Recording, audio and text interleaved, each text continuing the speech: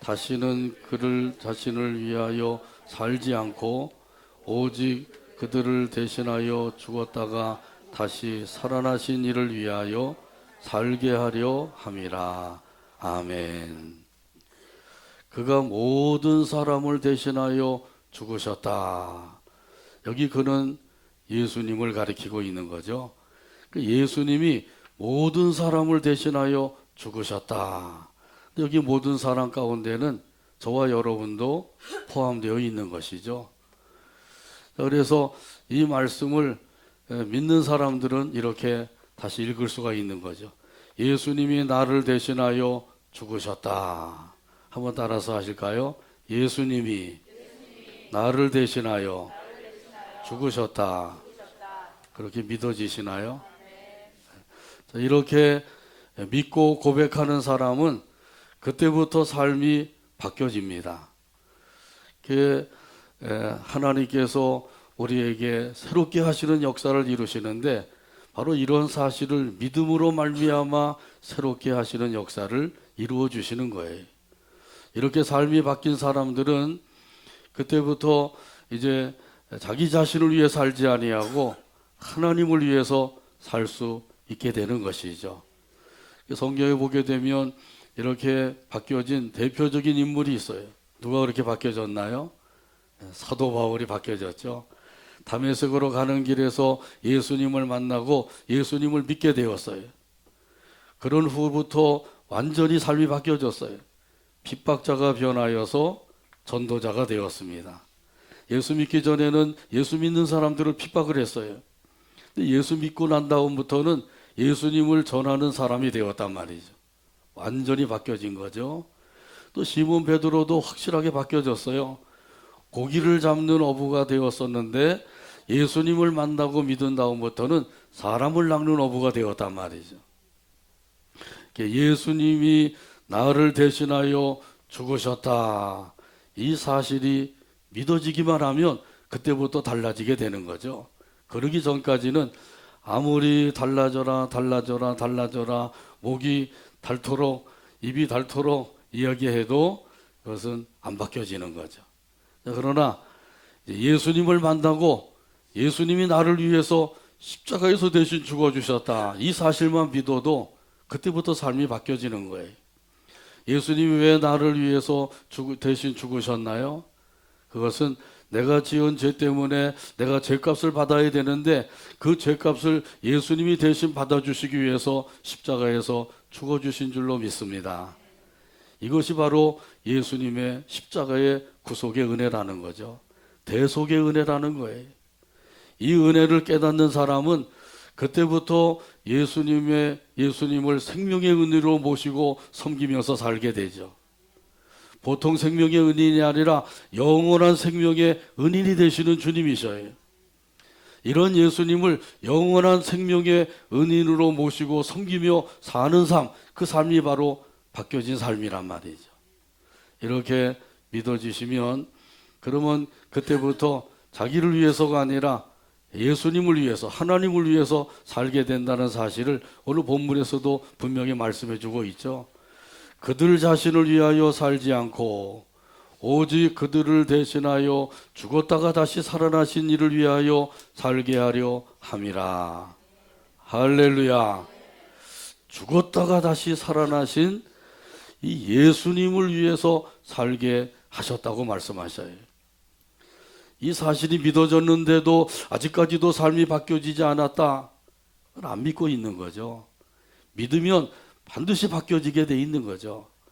예수님이 십자가에서 죽으심으로 죄를 사해 주시고 다시 살아나심으로 새 생명을 주신 줄로 믿습니다. 이 새로운 생명을 우리에게 안겨주신 거예요. 그래서 우리는 새로운 생명을 가지고 그때부터 그 생명 안에서 살고 있는 것이죠. 로마서 6장 4절에 보게 되면 이런 사실을 말씀해 주고 있어요. 같이 한번 따라서 하시죠. 그러므로 우리가 그의 죽으심과 합하여 세례를 받음으로 그와 함께 장사되었나니 이는 아버지의 영광으로 말미암아 그리스도를 죽은 자 가운데서 살리심과 같이 우리로 또한 새 생명 가운데서 행하게 하려 함이라. 아멘. 새 생명 가운데서 행하게 하심이다. 아주 분명하게 말씀해 주고 있는 거죠. 여기 이 새 생명이라고 하는 것은 영적 생명이에요. 영적 생명을 가지고 살게 해주셨다. 영적 생명을 가진 사람들은 그때부터 영적 생명의 지배를 받으면서 살게 됩니다. 그러기 전까지는 육체의 생명의 지배를 받게 되죠. 육체의 생명의 지배를 받는 사람들은 이 땅의 것만을 생각하고 사는 거예요. 영적 생명을 가진 사람들은 그때부터 하늘의 것을 바라보면서 살게 된단 말이죠. 이런 사람을 가리켜서 이 에베소서 4장에서는 옛사람을 벗어버리고 새 사람을 입는 삶이라고 하는 사실을 말씀해 주고 있어요. 에베소 4장 22절에서 24절에 보면 말씀합니다. 너희는 유혹의 욕심을 따라 썩어져가는 구습을 따르는 옛사람을 벗어버리고 오직 너희의 심령이 새롭게 되어 하나님을 따라 의와 진리의 거룩함으로 지으심을 받은 새 사람을 입으라. 할렐루야. 의와 진리의 거룩함으로 지으심을 받은 새 사람을 입으라 하시니 말씀대로 살라고 하는 것이죠. 여기 옛사람은 어떤 사람인가요? 여기 옛사람은 유혹의 욕심을 따르는 사람이에요. 또 구습을 따르는 사람이라고 말씀하시죠. 욕심을 따라서 살면 어떻게 되나요? 욕심을 따라 살게 되면 죄를 짓게 되죠. 그 죄를 지은 결과는 뭐예요? 사망이죠. 그래서 욕심의 아들은 죄요, 욕심의 손자는 사망이라고도 얘기하죠. 욕심이 잉태한즉 죄를 낳고 죄가 장성한즉 사망을 낳느니라. 자, 그런데도 이 옛사람을 벗어버리지 못한 사람들은 여전히 욕심을 부리면서 살게 되죠. 욕심을 부리면 될 것 같은데 욕심 부린다고 되나요? 안 되죠. 지금까지 욕심 부려봤잖아요. 근데 안 됐죠. 그러면은 욕심 부려가지고는 안 된다고 하는 사실을 알고 더 이상 욕심을 부리지 말아야 되죠. 여러모로 우리 옛사람을 벗어버리라 말씀하신 대로 유혹의 욕심 이런 것을 다 벗어버리게 되기를 간절히 바랍니다. 이제 새해가 되었으니 벗어버릴 것은 벗어버려야 되겠죠. 또 옛사람은 구습을 따르는 사람이라고 그랬어요. 옛 습관을 따르는 거예요. 악한 습관을 따라서 사는 거죠. 이런 그 옛 습관, 악한 습관도 다 벗어버려야 돼. 옛사람을 벗어버려라 하시니 말씀대로 하나님의 말씀이니까 벗어버려야 되죠. 우리가 하나님의 말씀을 많이 듣고 읽고 있는데 얼마나 하나님의 말씀을 믿고 있는가. 하나님의 말씀과 내 형편, 내 환경 이것을 비교해 볼 때 환경을 믿고 있지 않는가 한번 살펴봐야 되죠. 내 현실을 믿고 있지 하나님의 말씀을 믿지 않고 있는 그런 경우가 얼마나 많은지요. 믿는다 하면서도 진짜 믿어야 될 하나님의 말씀을 믿지 아니하고 내 현실을 믿고 환경을 믿고 내 형편을 믿고 이루고 살기 때문에 계속해서 불신앙 가운데서 살고 있는 거예요. 하나님께서 옛사람을 벗어버려라 그랬으면은 벗어버리는 일에 힘을 써야 되죠.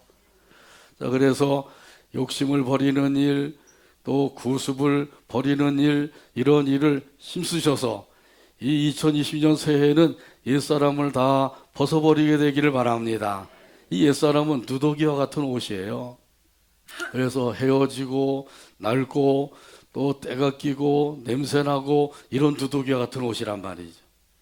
이거 계속해서 걸치고 다니면 냄새가 나고 거기 또 이도 껴있게 되겠죠. 그러니까 이런 누더기 같은 옷은 다 벗어버려야 돼. 누더기 같은 옷을 입고 거기다 아무리 좋은 옷을 입은다 할지라도 그게 좋은 옷이 되겠냐 말이죠. 좋은 옷까지 다 버리게 되겠죠. 그러니까 이 옛사람은 벗어버리고 새 사람을 입으라 하시니 말씀대로 새 사람을 덧입어가게 되기를 간절히 바랍니다. 여기 새 사람은 하나님을 따르는 사람이라고 그랬어요. 하나님을 따르는 사람은 하나님의 인도하심을 따라 사는 사람을 가리키는 거죠. 여러분은 하나님의 인도하심을 따라서 살고 계시나요? 할렐루야.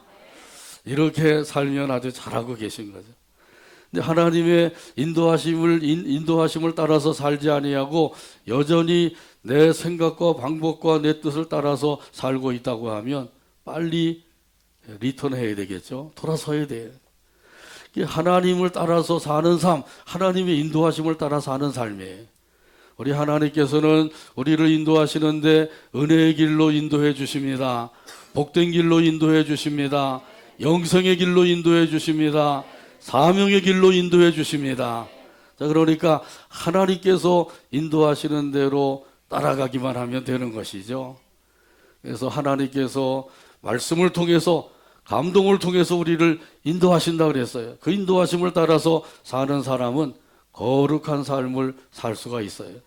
예수님을 닮아가는 삶을 살게 되는 것이죠. 그래서 하나님께서는 예수님의 죽으심과 부활을 믿는 자들에게 새롭게 하시는 역사를 이루어주고 계셔요. 그래서 새 생명을 주시고 그 새 생명 안에서 새로운 생활을 이루도록 지금도 역사하고 계신단 말이죠. 그러므로 옛사람 벗어버리고 새 사람을 입는 삶을 힘있게 이루어가게 되기를 주님의 이름으로 축복합니다. 2020년 새해에는 새로운 생활을 통해서 우리 하나님께 영광 돌리며 살아가게 되기를 주님의 이름으로 축복합니다. 찬송가 441장 3절에 보면 이런 가사가 있어요. 나의 모든 욕심 던져버리고 내가 염려하며 계획하던 것 믿고 기도하며 주께 맡기고 주가 주의 뜻을 따라 살기 원하네. 441장 3절 가사를 생각하면서 함께 찬양합니다.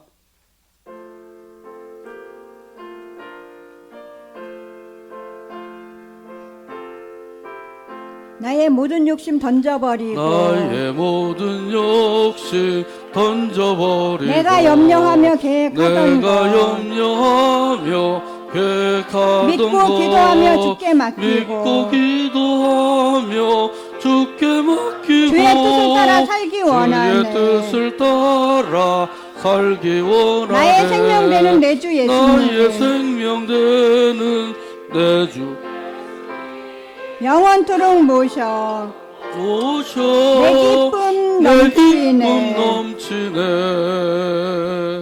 아멘. 두 번째 같이 따라서 합니다. 새로운 피조물. 오늘 본문 17절이에요. 17절 찾아서 같이 읽습니다. 그런즉 누구든지 그리스도 안에 있으면 새로운 피조물이라. 이전 것은 지나갔으니 보라 새 것이 되었도다. 아멘. 그리스도 안에 있으면 새로운 피조물이라. 이 새로운 피조물은 새롭게 만들어진 존재다. 그런 뜻이에요. 그래서 국어사전에 보니까 피조물이라고 하는 말을 이렇게 해석을 해놨습니다. 조물주에 의해 만들어진 존재. 조물주에 의해 만들어진 존재래. 여기서 말하는 조물주는 누구예요? 하나님이죠. 믿음이 없는 사람들은 그냥 조물주 그러지만은 우리는 그 조물주가 하나님인 것을 알고 있단 말이죠. 어떻게 알았죠? 성경을 통해서 한 것이죠. 창세기 1장만 읽어봐도 우리 하나님은 조물주가 되신다. 이 사실을 분명히 알 수가 있단 말이죠. 이 하나님이 새롭게 만들어주신 존재가 되었다는 거예요. 자, 그런데 외적인 존재가 아니라 내적인 존재를 이렇게 새롭게 하셨다는 거예요.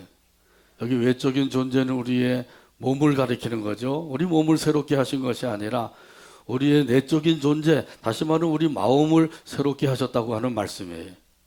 우리 하나님께서 지금도 새롭게 하시는 역사를 행하고 계시는데 우리 마음을 새롭게 해 주시는 줄로 믿습니다. 이 마음이 새로워져야만 삶도 새로워지게 되는 것이죠. 이것은 오직 예수 그리스도 안에서만 가능한 거예요. 다른 외적인 것으로는 우리 마음을 새롭게 할 수가 없어요. 아무리 새 마음을 가져야 된다 그렇게 외쳐도 새 마음을 그냥 가질 수가 있는 게 아니죠. 예수 그리스도 안에서 새 마음을 가질 수가 있는 거예요. 그래서 오늘 본문에 말씀합니다. 그런즉 누구든지 그리스도 안에 있으면 새로운 피조물이라. 할렐루야. 그리스도 안에 있으면 된다는 거죠. 그리스도 안에서 새롭게 된다. 여기 그리스도 안에 있는 것은 어떤 상태를 가리키냐 하면 이것은 바로 예수님께서 비유로 말씀하신 포도나무의 비유와 같은 거예요.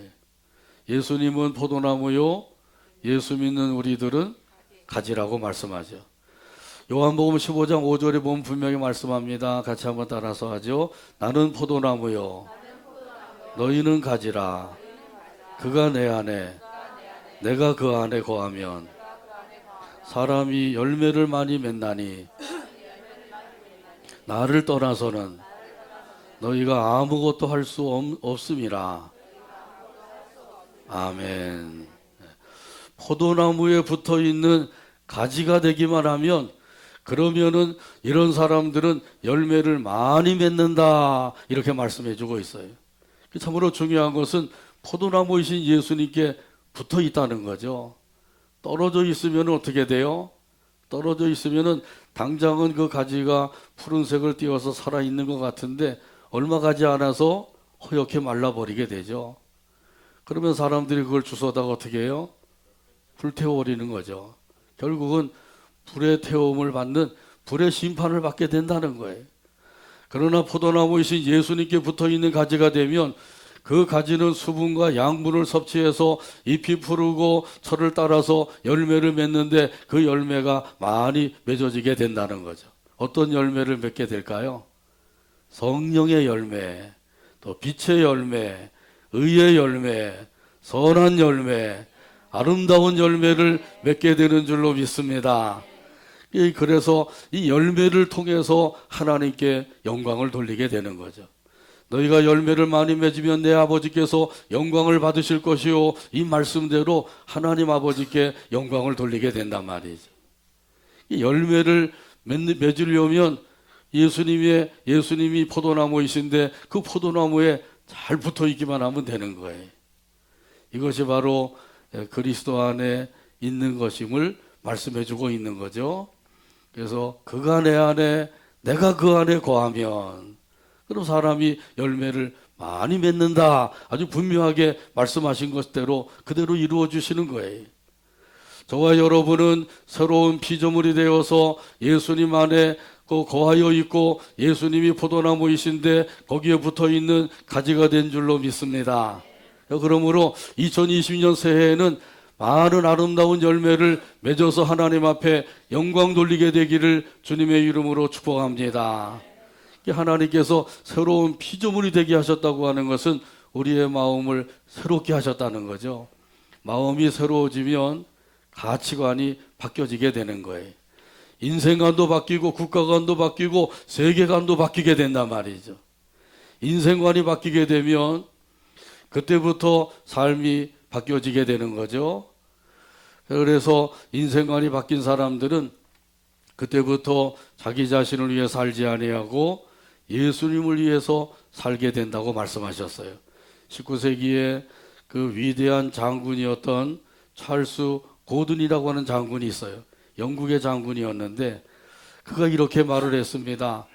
그 항해를 할 때 배가 난파를 당하지 않기 위해서는 북극성에 의거해서 방향을 조정해야 되는 것 같이 우리는 하나님을 중심으로 살아야 한다.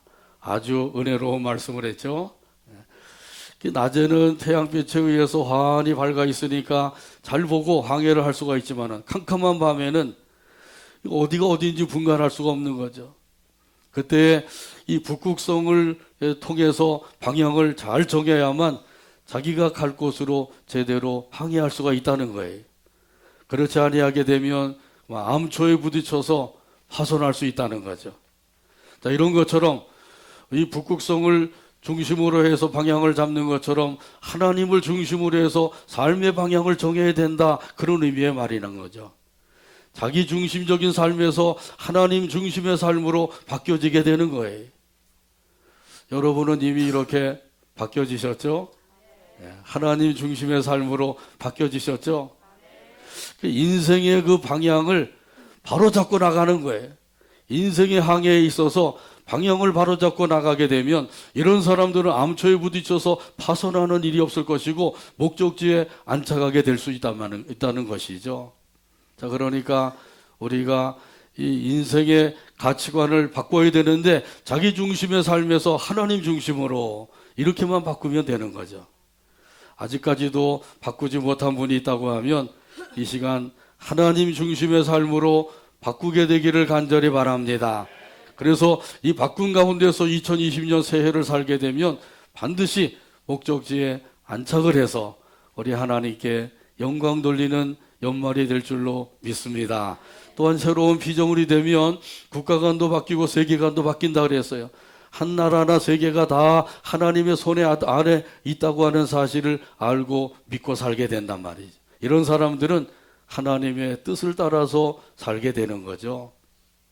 대통령도 하나님의 뜻을 따라서, 장관도 하나님의 뜻을 따라서, 국회의원도 또 모든 백성들도 하나님의 뜻을 따라서 이렇게 살게 되면 어떻게 될까요? 그러면 그 나라가 평안하고 복된 나라가 되겠죠. 이 세계도 평안하고 복된 세계가 될 것이에요. 근데 하나님의 뜻을 따르지 아니하고 모든 것을 자기 뜻대로 행한다. 그러면은 나라도 혼란해지고 세계도 떠들썩하고 시끄러워지고 혼란에 빠지게 되는 것이죠. 그러니까 우리가 모든 나라와 세계는 다 하나님의 손에 안에 있다. 이 사실을 믿고 우리가 할 일은 다른 게 없어요. 하나님의 뜻을 따라서 사는 것이죠. 그렇게 되면 이런 사람들은 새로운 피조물로서의 삶을 살게 되는 겁니다. 오늘 말씀에도 분명히 말씀합니다. 보라 새 것이 되었도다. 보라 새 것이 되었도다. 하나님께서 우리를 새롭게 해주셨다는 거예요. 이 사실을 믿으시고 이 믿음 안에서 새 마음을 가지고 새로운 가치관을 가지고 살아서 하나님께 영광 돌리게 되기를 주님의 이름으로 축복합니다. 세 번째 같이 따라서 하죠. 새로운 직분. 18절 말씀이에요. 18절 같이 읽습니다. 모든 것이 하나님께로서 났으며 그가 그리스도로 말미암아 우리를 자기와 화목하게 하시고 또 우리에게 화목하게 하는 직분을 주셨으니 아멘. 하나님께서 새로운 피조물이 된 우리들에게 새로운 직분을 주셨다라고 말씀하죠. 여기 새로운 직분은 어떤 직분이라고요? 화목하게 하는 직분이라고 말씀하셔요. 화목에 대해서는 먼저 예수님께서 본을 보여주셨어요. 친히 화목제물이 되어서 십자가에서 자기를 희생해 주신 것이죠. 그것이 바로 십자가의 죽음이에요. 대속의 은혜라는 것이죠. 자, 그래서 하나님과 원수되었던 우리들을 하나님과 화목하게 만들어 주셨어요. 얼마나 화목하게 되었는가 하면은 원수되었던 우리가 하나님과 한 가족이 되었단 말이죠. 하나님은 우리의 아버지가 되시고 우리는 하나님의 아들, 딸들이 된 것이죠. 그래서 우리가 하나님을 아버지 이렇게 부르면서 살고 있는 거죠. 하나님을 아버지라 부르는 자는 좋은 일이 있으리라. 어떻게 좋은 일이 있다고요? 크게 있으리라. 많이 있으리라. 그러므로 하나님을 항상 아버지 이렇게 부르면서 살아가게 되기를 바랍니다. 이 하나님과 한 가족이 되었다고 하는 것이 우리에게는 말로 다 할 수 없는 영광스러운 일이에요. 하나님과 원수되었던 우리가 하나님과 화목을 이루어서 한 가족이 되었다. 이 손양원 목사님이 생각이 나죠. 그 아들 동인이와 동신이를 죽인 그 공산당을 자기의 양아들로 삼았단 말이죠. 그러니까 그 동생들이 방귀를 들고 막 일어났대요. 아니 아버지, 아무리 그 용서해 주는 것도 좋지만은 그 원수 같은 아이를 양아들로 삼다니요. 그냥 용서만 해 주셔도 되지 뭐 양아들로 삼아야 됩니까? 막 이러면서 항의했다 그러더라고요. 그 여동생이 권사님이 되셨는데 그 여동생 권사님이 간증하는 것을 들어봤어요. 그랬더니 막 울면서 항의했대요. 그래도 그 손양원 목사님이 그 자기 큰아들, 작은아들, 그 큰아들은 그때 25살이고 작은아들은 19살이었대요. 그 한참 이제 왕성한 그러한 그 일할 수 있는 나이에 그 죽인 그 공산당을 이 양아들로 삼은 것. 이게 바로 예수님을 닮은 삶이죠. 우리 하나님을 닮은 삶이란 말이죠. 그 화목을 이루어 주시고 우리에게도 화목의 직분을 주셨다는 말씀이에요. 이 화목의 직분이 우리에게 주신 새로운 직분인 줄로 믿습니다. 이 새로운 직분을 받았으니까 우리도 서로 화목하면서 지내라고 하는 것이죠. 혹시라도 아직까지도 화목하지 못한 사람이 있다고 하면 이 말씀을 근거로 해서 화목을 이루게 되기를 주님의 이름으로 축복합니다. 아브라함과 조카 롯이 같이 살았는데 그 종들이 목장을 놓고 서로 다투고 싸우는 것을 보게 되었죠. 이렇게 하다가는 이 조카와 의가 갈라지겠다. 이렇게 해서 이 아브라함이 조카 롯을 불러서 네가 보기에 좋은 곳으로 먼저 택하라. 요단들이 초장이 좋으니까 그쪽 택한 거죠. 반대로 아브라함은 좋지 않은 것을 택할 수밖에 없었어요. 양보하게 된 거예요. 그랬더니 하나님께서 아브라함을 불러서 동서남북을 바라보아라. 내가 바라본 땅을 너와 네 자손에게 주겠다. 더 큰 복을 내려주신 거예요.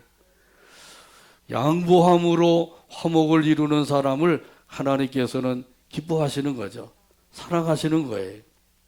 자, 그러므로 화목하지 못한 사람과 나 사이에 십자가를 두며 살면 되는 것이죠. 십자가를 통해서 예수님께서 원수되었던 우리를 하나님과 화목하게 만들어 주셨어요. 이 십자가를 항상 나와 다른 사람 사이에 두면 되는 것이죠. 어떤 사람들은 십자가의 그 양날개를 다 떼어버리고 막대기만 붙잡고 사는 사람들이 있어요. 그러니 그 막대기를 가지고 누가 조금만 잘못해도 두드려 패는 거죠. 그러면 화목이 이루어지겠어요? 화목이 깨지고 말겠죠.